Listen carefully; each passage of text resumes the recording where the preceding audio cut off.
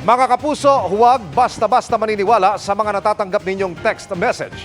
Lalo na kung ang sinasabi meron kayong kaso at aarestuhin na raw kayo. Scam yan.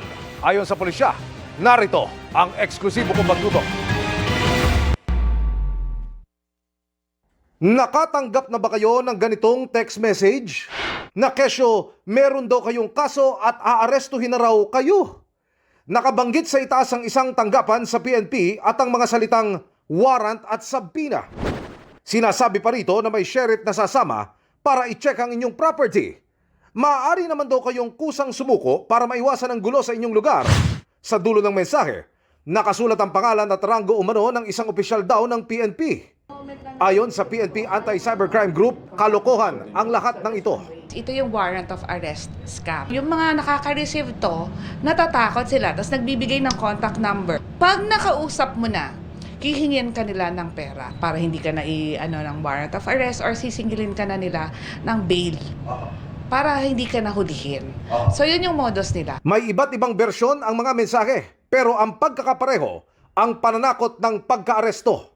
Itong isang text message, galing pa umano sa piskal o prosecutor. Para maiwasan ang aresto, tumawag daw sa ibinigay na numero para sa pakikipag-areglo.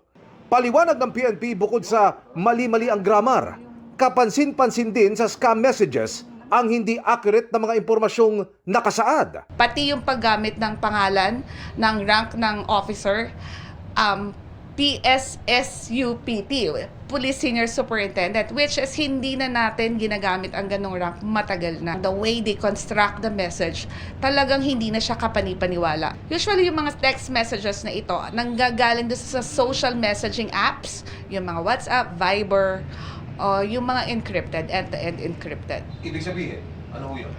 Kasi, with the use of the internet, pwede ka nang ma-hide mo yung identity mo doon. Pakiwari ng pulisya, may kasabwat sa korte ang sindikato na ito. Mga tao raw kasi na talagang may kaso ang madalas na pinadadalhan at nabibiktima.